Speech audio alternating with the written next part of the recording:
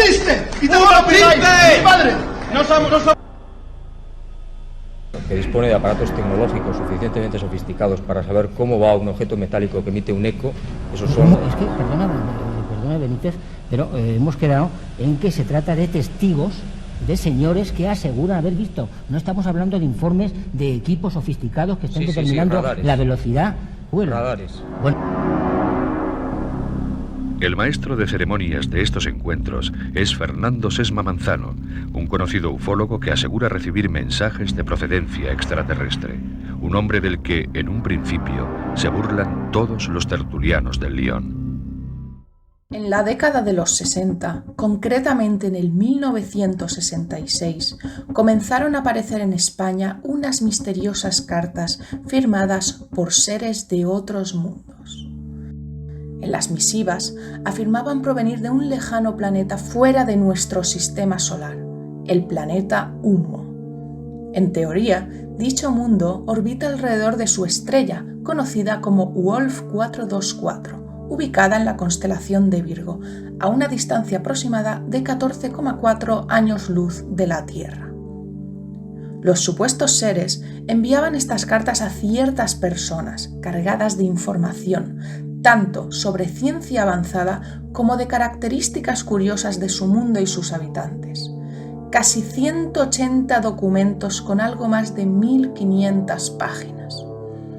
En este documental exploraremos el fenómeno Humo en dos grandes franjas. Primero, abordaremos Humo en el pasado, desentrañando el misterio de estas cartas y el contexto en el que surgieron.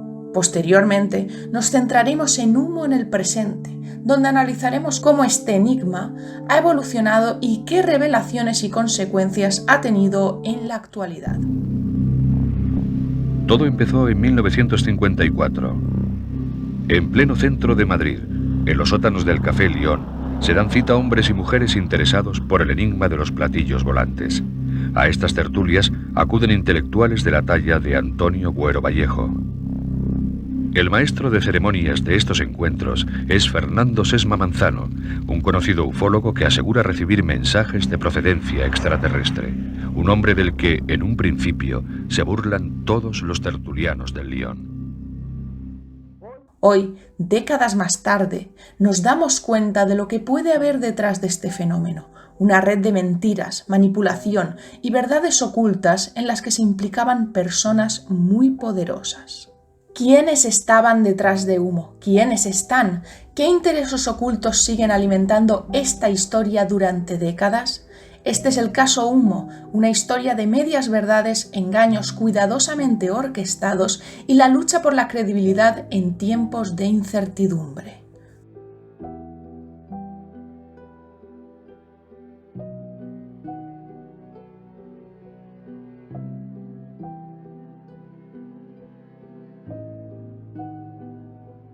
Comenzamos con los inicios.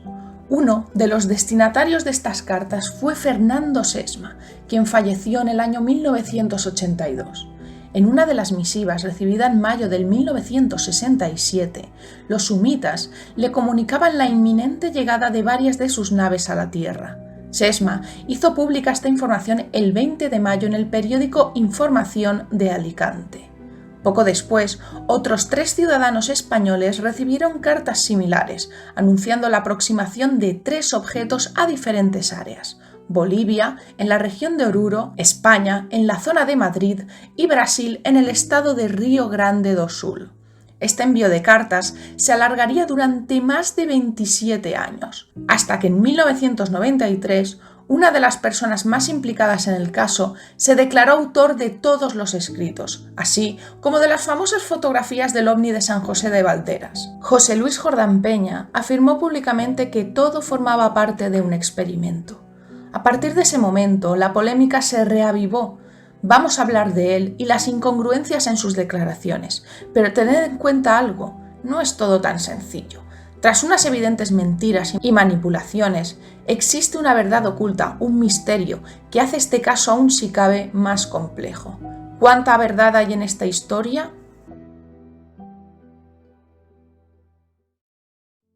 Todo parecía concluir en 1996, cuando Jordán Peña confesó en una grabación con cámara oculta que todo había sido una farsa creada por él para demostrar lo fácil que era manipular la opinión de ciertas personas.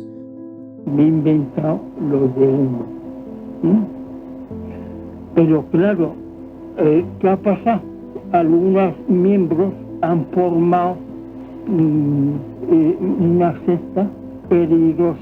Ese experimento se me ha ido de las manos. Fue un fallo mío. Sin embargo, aún hoy en día hay quienes piensan que Jordán Peña no pudo haber elaborado una mentira tan compleja por sí solo. Algunos creen que contó con la ayuda de la CIA o la KGB y que todo fue una cortina de humo para desviar la atención del verdadero caso. Humo es real y los humitas están entre nosotros. Esto fue lo que llegó a proclamar su propio hijo, José Luis Jordán Moreno, a voz en grito durante la proyección de un documental sobre el caso en Sitges. ¡Humo existe! ¡Y tengo la opinión! ¡Mi padre! No somos lo suficientemente inteligentes. ¡Usurpadores! ¿No creéis que es todo muy extraño? Incluso mi admirado JJ Benítez, quien lleva décadas estudiando el caso, muestra las incongruencias comentadas por Jordán Peña, lo que hace pensar en ¿qué había realmente detrás del caso? ¿Es posible que los humitas, en un principio, tuvieran una base real y conforme pasaron los años algunos decidieron aprovecharse? El famoso documental de Movistar Plus, para poner un ejemplo, no pudo explicar muchas cosas de este caso ni aclarar cómo una sola persona podía crear todo el caso. Pero entiendo que es lo cómodo, lo que no es polémico, lo fácil.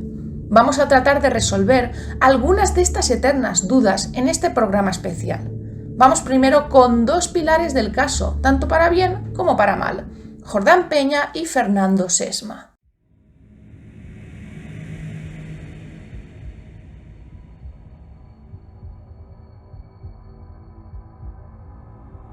José Luis Jordán Peña, el supuesto arquitecto del caso Humo, confesó en varias ocasiones haber creado todo el fenómeno. Sin embargo, muchas de sus afirmaciones, como hemos dicho, fueron inconsistentes. Mientras en una ocasión hablaba de un simple experimento social, en otras sugería que su motivación iba mucho más allá de la manipulación. Estas contradicciones no hicieron sino alimentar las dudas sobre la verdadera naturaleza del fenómeno Humo. Y a pesar de la confesión de Jordán Peña, figuras como Fernando Sesma, uno de los primeros en recibir los mensajes humitas, continuaron creyendo en la autenticidad de estos contactos. Sesma era un apasionado de los ovnis y fue víctima de acoso y polémicas debido a su rol en la divulgación del caso. Para él y otros era difícil aceptar que una sola persona como Jordán Peña pudiera haber elaborado una mentira tan compleja. Esto dejó la puerta abierta a teorías que apuntaban a la intervención de poderes más grandes, como bien hemos comentado, la CIA o la KGB. Al domicilio de Fernando Sesma comienzan a llegar enigmáticas misivas procedentes de un extraño planeta llamado Humo. Paradójicamente, estos informes sí logran captar el interés de muchos de los contertulios de La Ballena Alegre. Al parecer, la increíble cantidad de información científica desconocida que contenían dichos mensajes epistolares atrajo a crédulos e incrédulos.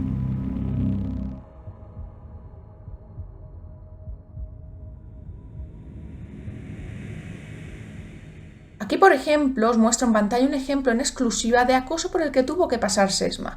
Esta carta inédita hasta ahora es un claro ejemplo de presión y ataque a su persona. Si todo era falso, ¿por qué emplear este tono tan agresivo contra esta persona? Hay algo muy curioso en el caso Humo, y es la tremenda diferencia de material entregado en una época y en otra.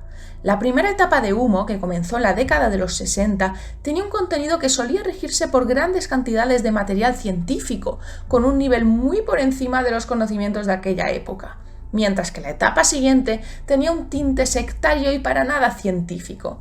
¿Es posible que poderes ocultos y de gran alcance hayan tomado el control del caso y decidieran desprestigiarlo y enterrarlo con las declaraciones de que todo fue una creación de Jordán Peña? ¿Cómo es posible que un solo hombre haya dado toda clase de datos científicos? ¿No requeriría una elaboración de tal magnitud, si fuera un total engaño desde el principio, a todo un equipo de personas? Hola, querida Gesamí. Bueno, me planteas dos preguntas que en 2 o 3 minutos son complicadas de contestar, pero bueno, vamos a hacer un resumen y desde mi punto de vista, un punto de vista basado en la experiencia y en los estudios que llevo con respecto al tema humo desde hace bastante tiempo, y por supuesto los estudios y la colaboración de varias personas de las cuales pues puedo considerar hoy en día grandes amigos. Para empezar, tú sabes perfectamente que el tema humo está muy denostado. El tema humo, quizá influenciado por las investigaciones que se realizaron durante los años 90 y de las cuales no ha habido una actualización, pues las nuevas generaciones que sois vosotros pues tenéis el tema un poquito en dos vertientes o en dos polos opuestos. O crees porque has leído, porque has estudiado, o no crees en condición a lo que varios investigadores han hablado al respecto. Y esto va a colación del tema de José Luis Jordán Peña y el por qué yo creo que él no realizó ni siquiera un 10% de los documentos que podemos leer y que son una reliquia, ¿no? Y deben ser tratados como tales. Pues según investigaciones actuales que estamos efectuando un grupo de personas, de las cuales por desgracia todos son internacionales, porque aquí el tema humo, pues como te he dicho antes, está denostado, hay una mala influencia sobre el mismo y hablar de humo es hablar prácticamente como si fuera el demonio. Ya sabemos el porqué, algún día podemos dedicar un programita sobre esto, que es lo que ocurrió en el pasado y del cual yo fui testigo, porque en los años 90 pues yo estaba en la brecha, podríamos decir, del tema y dejé durante una época. Pero volvamos a tus planteamientos. Mira, te voy a comentar una cosa, querida Gesamí. José Luis Jordán Peña no fue el autor de humo. Él fue el autor, podríamos decir, del humo 2.0, que es posterior a los años 70. Vamos a poner un margen entre el 79 al 88, que es cuando él sufrió el ictus. Inclusive en este periodo él tampoco fue el autor de todas las misivas supuestamente humitas. Hubieron colaboradores y dentro del círculo del Grupo Madrid. Bueno, ¿por qué no fue el autor, sobre todo de la primera época de humo? Y concretamente estoy hablando del año 66-67. Pues es muy sencillo. Todo esto, en breve tiempo, vendrá un estudio publicado a través de internet y de acceso totalmente gratuito, que estamos efectuando desde hace unos 4 años, un poquito más, a fecha de hoy, y que es un estudio abierto, ¿no? Y que quizás sea un llamamiento para que más científicos se adhieran a él.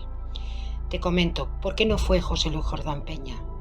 Porque los autores auténticos de estas cartas conocían perfectamente el idioma español, pero aparte del idioma español conocían las lenguas austronesias, hasta tal punto de que utilizaban palabras que no eran conocidas hasta años después a través de los diccionarios que se fueron publicando.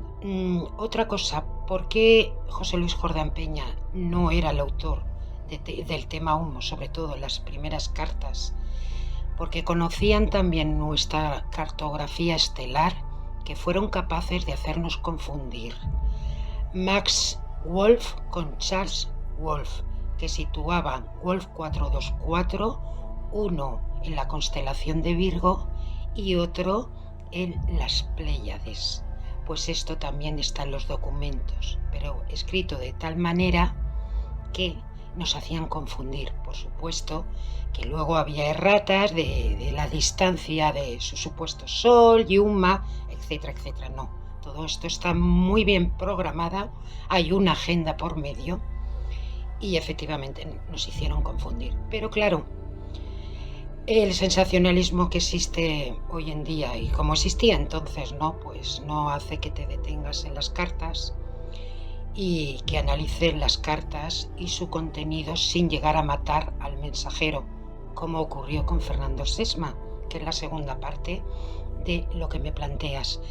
Fernando Sesma, el tema de humo, aunque él fue el principal receptor de las cartas a partir de febrero de 1966, el tema humo lleva rastreando desde 1954 y a raíz de una publicación que hizo él en la revista Don José, la extinta revista Don José, en donde detallaba la increíble historia de un teniente Site.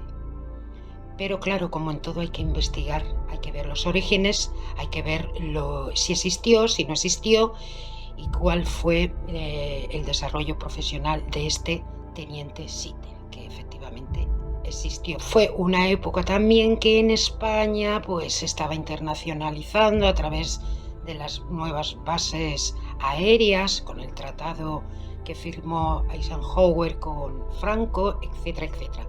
Pero claro, si lo miras desde la perspectiva de que España era una dictadura, pues claro, antropológicamente, pues se va a dar respuesta quizá a una etapa de España sombría y que la gente tenía que escudarse y esconderse en temas sobre extraterrestres para liberarse, cosa que no comparten absolutamente.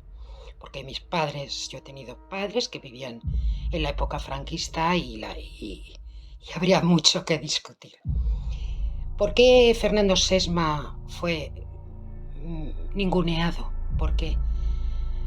Pues por la misma persona que ejecutó el humo 2.0 y porque esta persona, que sabes de quién estamos hablando, en un momento dado pudo actuar de doble, entre comillas, agente. Todo esto se va a desarrollar, todo esto habrá un estudio exhaustivo.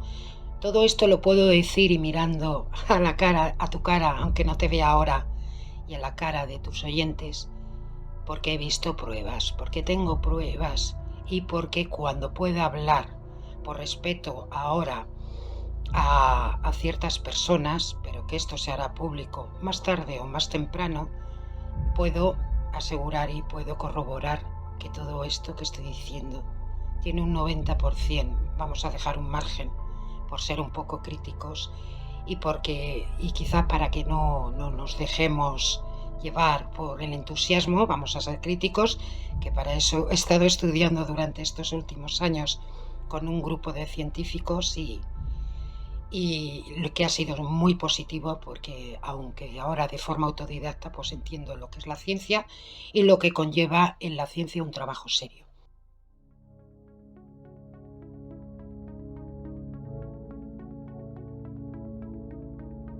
También existen otros personajes de vital importancia en la etapa antigua de Humo, sobre todo referente al famoso ovni fotografiado en Madrid con la icónica H en la panza. Vamos a ver si la intrigante y reconocidísima imagen del supuesto ovni humita es cierta o otro engaño más. Esta es quizás la fotografía más representativa del caso, cuya imagen también ha sido emponzoñada por las declaraciones de Jordán Peña y compañía.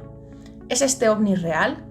¿O tan solo es una maqueta sujetada por hilos como se sostenía en la versión dada por Peña? Para ello, recurrimos a la investigación realizada por mi admirado JJ Benítez, quien rompe varias lanzas a favor del caso. Para salir de dudas, Benítez solicitó de Rafael Farriols una copia de la imagen de primera generación y la depositó en un centro de investigación que sí le merece respeto y confianza, la Dirección General de la Guardia Civil en Madrid. Farriols, quien tristemente falleció a los pocos meses de que Benítez realizara su investigación para este caso, desde sus inicios y durante 40 años fue el principal defensor del origen extraterrestre de las cartas e informes humitas. El 14 de marzo de 1995, JJ Benítez entregó el juego de fotos del ovni de Valderas al coronel Zamorano, director de la Jefatura de Investigación y Criminalística. Zamorano sugirió que un análisis de los negativos originales sería más eficaz, Farriols aceptó la sugerencia y Benítez llevó personalmente los 5 negativos a la jefatura junto con otros informes de varios estudios. Los negativos permanecieron bajo el control del Departamento de Acústica e Imagen durante varios meses. El informe, de 66 páginas, se completó el 30 de diciembre de 1996 y fue recogido por Benítez el 18 de enero de 1997. Las conclusiones del análisis de la Guardia Civil fueron: los negativos no mostraban signos de manipulación. Eran originales y obtenidos con una cámara de baja calidad que probablemente sufrió una apertura involuntaria causando veladuras. No se encontraron señales definitivas de montaje o manipulación fraudulenta, aunque se observan regularidades en luminosidad y posibles indicios de iluminación artificial en algunas imágenes. La línea recta en el negativo 24 era en realidad una rayadura del negativo. Benítez concluye sobre esta famosa imagen que, aunque las fotos del ovni de San José de Valderas podrían estar trucadas de otra forma, las afirmaciones de los que las desacreditan carecen de fundamentos científicos sólidos y están basadas en análisis manipulados. Además, habría que tener en cuenta que hubieron varios testimonios de dicho objeto que no han cambiado de opinión o de versión en ningún momento. Uno de los casos en los que se vio un objeto igual con la misma H, y recordad que aún hay más casos así, sería el de la tripulación del vuelo IB-1331.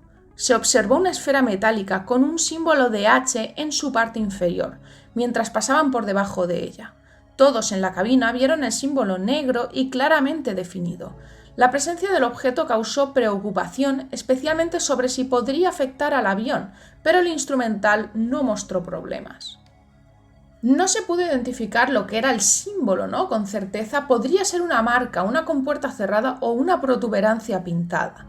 Lo que era evidente es que era un objeto artificial y bien definido. Se reportó el fenómeno como ovni a Madrid y se hizo un informe oficial con copias enviadas a Iberia y Aviación Civil. La esfera metálica no mostró deformaciones típicas de un globo estratosférico y la observación duró unos 7 u 8 minutos, cubriendo más de 100 kilómetros sin ser captada por el radar.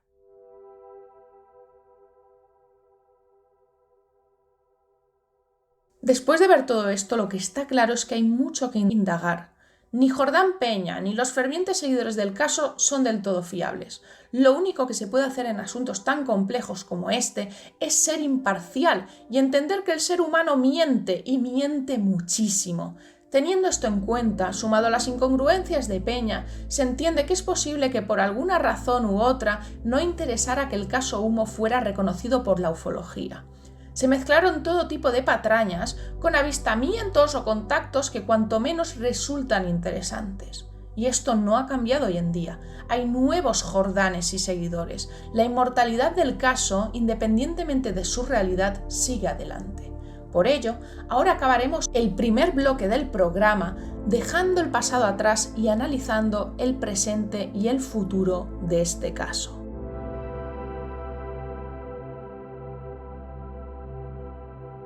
Entramos de lleno en el presente y la etapa de Humo actual. A continuación, exploraremos la evolución del caso Humo en la era digital. Si antes las comunicaciones se realizaban por carta, hoy se han trasladado a plataformas como Twitter. Este cambio ha generado una variedad de información. Algunas cuentas parecen ofrecer datos más fiables o interesantes, mientras que otras presentan predicciones más catastrofistas. Curiosamente, algunas de estas predicciones han acertado en eventos importantes como grandes crisis económicas. Sin embargo, es crucial destacar que a pesar de estas aparentes coincidencias, es casi seguro que los mensajes no provienen de auténticos extraterrestres. Analizaremos cómo estas nuevas dinámicas podrían estar influenciadas por actores con intereses ocultos y discutiremos las posibles motivaciones detrás de esto. Y ahora, vamos a ver cómo se ha desarrollado esta nueva fase del caso Humo en la era digital y qué podemos deducir de estos contactos. Al igual que ocurría en el pasado, sigue sucediendo ahora. Los contactos de estos supuestos seres se dividen en dos bloques. Existen distintas cuentas con diferentes patrones que no tienen nada que ver unas con las otras. Hace años recibí información muy interesante, independientemente de la fuente, sobre diversos temas, principalmente científicos. Eran textos impresionantes que sin duda deben tener un equipo de personas detrás para poder ser elaborados. Una de estas cuentas con la cual tuve contacto fue Aoyo 343. Mantuve largas conversaciones con el supuesto humita que decía estar detrás de dicha cuenta. Respondía rápidamente y el lenguaje empleado era culto y sofisticado. Aoyo, al igual que otras cuentas relacionadas entre sí, pertenecería, si viajáramos al pasado, a la primera fase de los años 60. El lenguaje utilizado es muy similar al de aquella época. Y por otro lado, existen otras cuentas de supuestos humitas que no están relacionadas con el mismo equipo, por así decirlo, de Aoyo y que pertenecerían a esa segunda fase del caso Humo, la que obedece a un tinte más sectario y caprichoso, a la cual solo unos pocos elegidos parecen tener acceso a la información. La principal cuenta de esta segunda naturaleza sería la de Oyaga Yoyisa. La diferencia en el lenguaje y el contenido entre unos y otros es absolutamente abismal. Vamos a analizar ambos tipos. Os voy a explicar por encima qué significaba o a qué se referían con un texto que me mandó Aoyo 343 sobre un término científico que ellos utilizan, llamado Ibozo U. El Ibozo U es un concepto perteneciente a la física de humo, que tiene muchas correlaciones con determinados conceptos de la física cuántica humana. El texto de Ibozo U nos da una primera definición introductoria a la que luego se le añaden páginas y páginas de explicación de carácter científico, pero la primera definición que encontramos en el texto es: Ibozo U es una abstracción elemental cósmica definida por un conjunto de ejes ortogonales que nunca se pueden cortar entre sí y vinculados a un conjunto de Ibo-Ibo interdependientes por relaciones de tipo angular. El equivalente a una abstracción elemental cósmica en nuestra ciencia es necesariamente una partícula subatómica, puesto que están refiriéndose a este como abstracción y no como partícula con su respectiva masa. Por lo tanto, es natural entender que hace referencia a algún tipo de partícula subatómica, probablemente algún tipo de bosón. Especifican que no se puede cortar entre sí, lo que nos recuerda en nuestra física un concepto llamado entrelazamiento cuántico, inicialmente presentado por Schrödinger y luego explicado por Einstein, Podolsky y Rosen. Habla sobre sistemas de pares cuánticos entrelazados de manera interdependiente. Esto quedaría señalado nuevamente en el siguiente párrafo. No es posible determinar un sistema de referencia para el mismo Ibozo U. El marco de interferencia de información se modela sistemáticamente mediante la interacción con otro Ibozo U. Hay algo interesante a resaltar, y es que señalan que el Ibozo U es una abstracción cósmica definida por un conjunto de ejes ortogonales. Esto puede resultar familiar para personas que hayan leído el bestseller de JJ Benítez, Caballo de Troya, puesto que en su primer volumen hace referencia a un descubrimiento de la física cuántica en el que la materia viene definida por determinadas abstracciones cuánticas dispuestas en una serie de ejes o ángulos a los que, atención, llaman swivels. Estas cuentas actuales parecen replicar los mismos patrones de la primera y segunda fase del caso Humo, pero adaptadas a las nuevas tecnologías. Después de recibir el elaborado estudio científico Ibozo U, la interacción con Aoyo 343 siguió un patrón similar. Las respuestas llegaban a una velocidad sorprendente y el lenguaje empleado era, como acabamos de decir, igual de sofisticado que técnico, lo que hacía difícil creer que una sola persona pudiera estar detrás de todo ello. Al igual que en los años 60, cuando las cartas humitas parecían ser obra de un equipo con conocimientos avanzados, Aoyo 343 replicaba ese estilo detallado y meticuloso en cada interacción. El contenido no solo era impresionante en su complejidad científica, sino que también mantenía una coherencia y rapidez inusuales para una cuenta de estas características. Y ahora vamos a la otra cuenta, a la otra facción, la de Oyaga Yoyisa. Vamos a hablar sobre su difusión y modus operandi. Oyaga Yoyisa se distingue por entregar mensajes solo a un grupo selecto de personas y sus predicciones suelen centrarse en catástrofes mundiales. Uno de los detalles más desconcertantes es el uso de la imagen de perfil de una persona llamada Christopher Kierman, un hombre real cuya foto, según la cuenta y sus seguidores, habría sido utilizada en homenaje a un humita fallecido. Sin embargo, resulta muy extraño que se use la imagen de una persona sin su consentimiento bajo tal pretexto. JL, de Mundo Desconocido, quien frecuentemente comparte las predicciones de esta cuenta, ha señalado que aunque no necesariamente provienen de alienígenas, que esto siempre hay que tenerlo muy claro, la información es interesante y visto los resultados más aún, ya que incluso acertaron en predecir la gran crisis del año 2020, lo cual resulta aún más curioso, atención, al descubrir que Christopher Kierman, la imagen de Oyaga Yoyisa, pero la persona real, trabajó en AstraZeneca, una empresa que desde luego jugó un papel clave durante la pandemia. ¿Quién hay detrás de estas cuentas? ¿Por qué el caso Humo, lejos de aclararse con el paso del tiempo, es cada vez más complejo? ¿Es posible que el mismo CNI o alguna agencia de inteligencia esté detrás de estas cuentas? Al final, la investigación simplemente tiene que continuar. Con todo lo que hemos mostrado y lo que han comentado Gemma Lozano y otros investigadores como JJ Benítez, queda claro que es imposible, pero totalmente imposible, que la primera parte del caso Humo fuera obra de una sola persona, como aseguró Jordán Peña. La complejidad de los mensajes, los detalles técnicos y el nivel de organización apuntan a algo mucho más grande. Al igual que entonces, en la actualidad, seguimos igual de perdidos, tratando de encontrar respuestas en un mar de información confusa y contradicciones. El caso Humo no solo ha sido un misterio en sí mismo, sino que también ha generado reacciones intensas y a veces hostiles. Así como Fernando Sesma, quien se dedicó a la divulgación del caso y también se presentó como supuesto contactado a recibir cartas de estos sumitas, él experimentó ataques por ser real a sí mismo. Yo también he enfrentado algún incremento en los mensajes de acoso e insultos desde que comencé a hablar sobre el caso, especialmente al cuestionar la imagen de perfil de Christopher Kierman, utilizada por la cuenta Oyaga Yoyisa.